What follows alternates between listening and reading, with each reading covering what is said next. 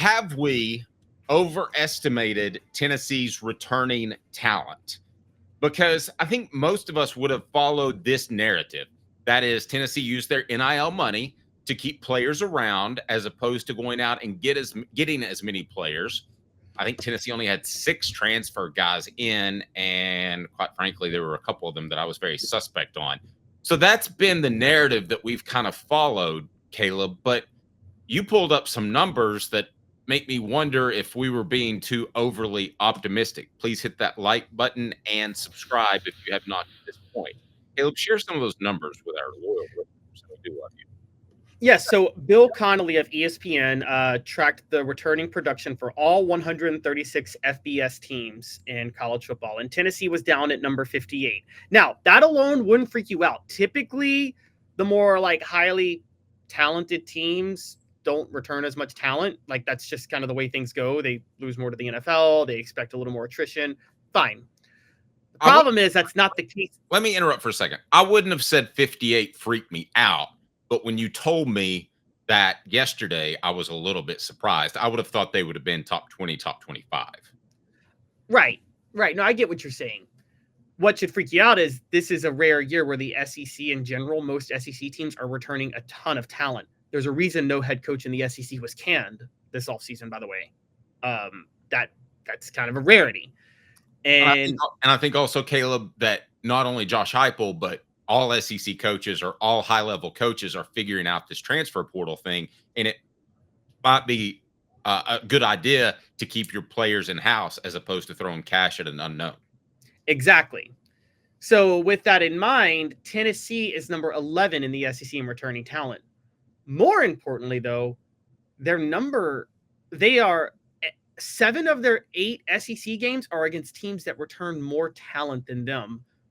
And the only one that doesn't is Georgia. And that's not necessarily the one that you would really care about if they don't return any talent. You know that they have a factory of talent down there.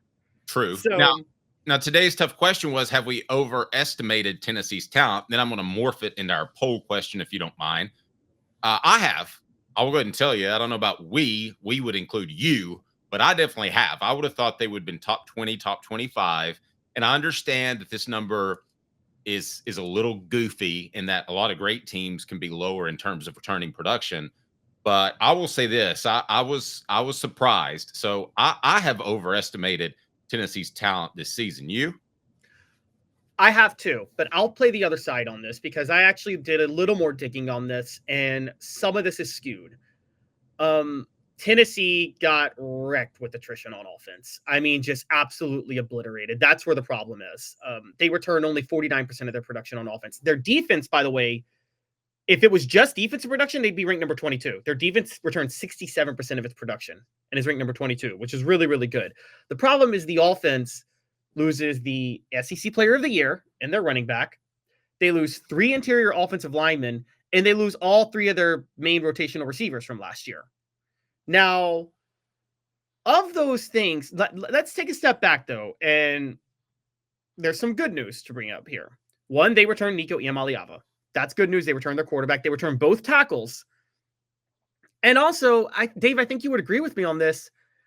I don't feel like losing their receivers is much of a loss this year because the players they have behind them, they were all in the system last year, except for Amari Jefferson if he becomes a starter. So they're familiar with the system, and I think they might be better than the receivers that were there last year.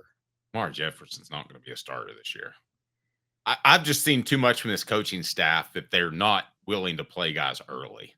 And I think he's got the hip injury in the offseason. It's going to limit him in spring practice. So let me ask you, let me share this from David real quick. We rotated a lot on offense and defense last year, so we have a lot of guys with playing time. Very true. Good point, David. Yeah, exactly. So there's a lot of guys ready to go. I mean, I think Mike Matthews is ready to go. I think Braylon Staley is probably ready to go. Chris Brazzell is back. I mean, Mike Matthews and Chris Brazzell have plenty of experience. They weren't the 2 main wideouts, but I think they're ready to. Let me ask you, Dave.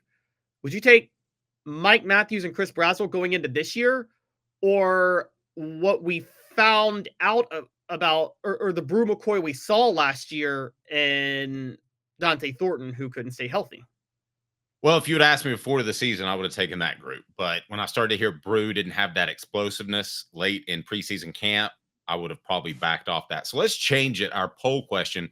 Does Tennessee have enough talent to win a championship this season? Today's tough question brought to you by Banks & Jones, Tennessee's trial attorney, banksandjones.com.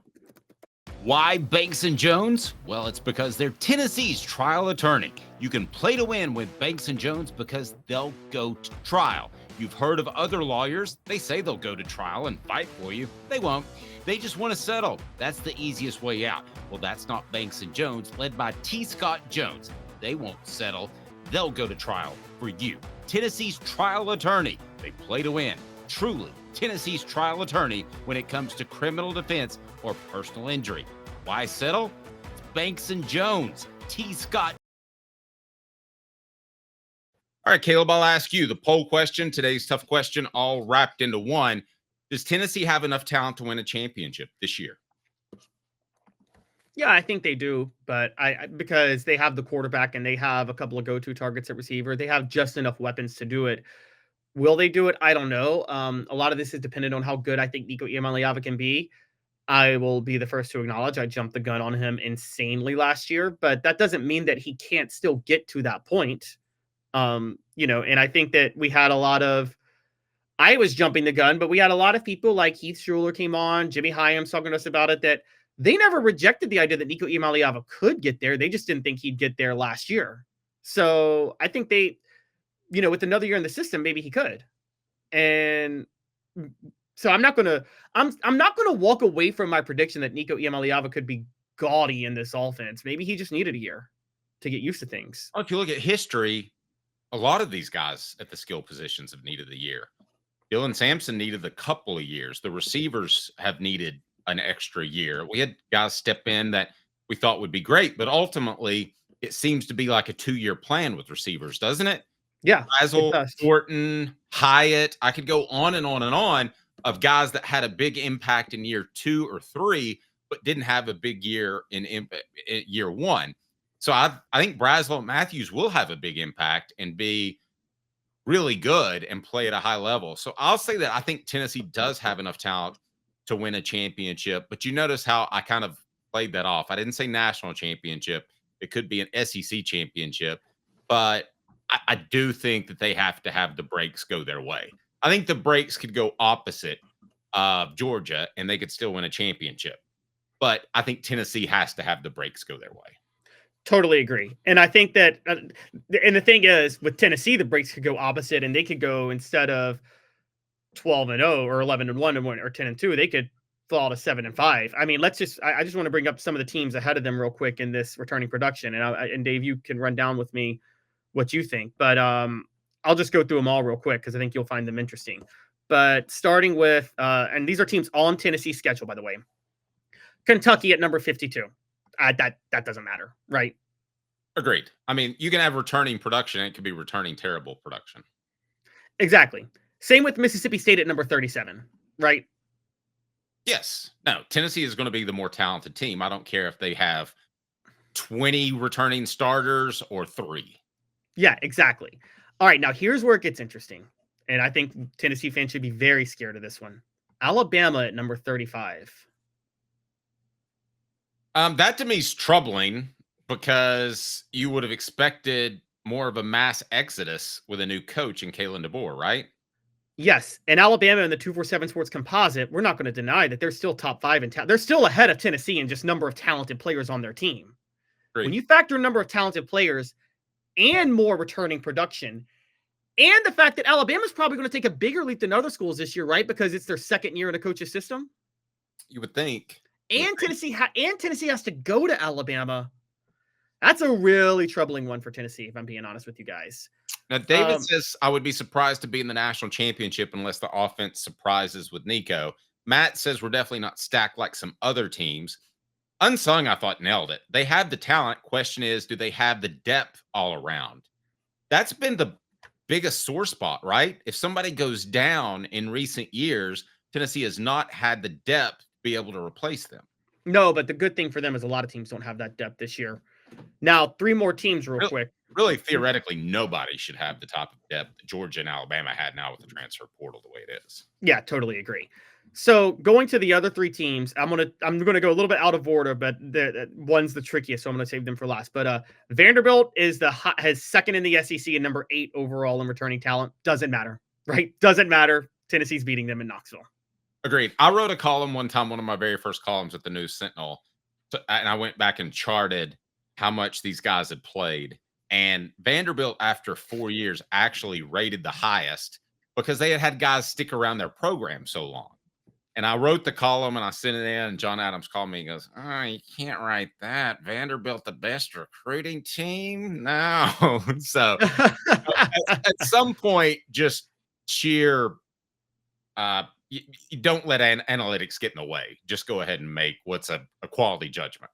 Well, yeah. Well, in this case, it'd be analytics would be the combination of talent and returning production. But okay, 2 more on this, and this is the scariest one for Tennessee. I'll say this: Florida at number 18. That's a concern for Tennessee because they're at number 18. They also returned their quarterback. Tennessee has to go to Gainesville. And if you look at 247 Sports Talent Composite, I mean, Florida, they haven't done their 2025 numbers yet. There's a good chance Florida's ahead of Tennessee, just roster-wise. So where do we stand with the poll question here? 50-50. Does Tennessee have enough talent to win a championship? But what are your thoughts on Florida? How scary is Florida? I don't believe in their quarterback nearly as much as you do. So I think we're a little bit different in that regard. But they're so high and they have more talent around everywhere else. Like if you really look at the composite, there's one tricky one last one I want to name, and it's on Tennessee's schedule. Oklahoma's number 10 nationally. Now, Oklahoma goes to Knoxville. I know Tennessee beat them last year, but with so much returning production and probably an upgraded quarterback, are we sure Oklahoma can't beat Tennessee? Well, it sure seems like a classic revenge game, doesn't it? So I would be surprised, but I wouldn't rule anything out. There's no question about that. So let's change. So go ahead. We're talking Oklahoma, Alabama, Florida, and obviously Georgia as potential losses on the schedule. If you just go by this and then talent. Yep. So let's change up the poll question. Still 50-50 roundabout? Yep. Okay. I want to ask this. What is Tennessee's Achilles heel? Is it injuries or lack of depth? Is it wide receiver? Is it interior offensive line? You can pick the 4. Just make sure that injuries are part of it.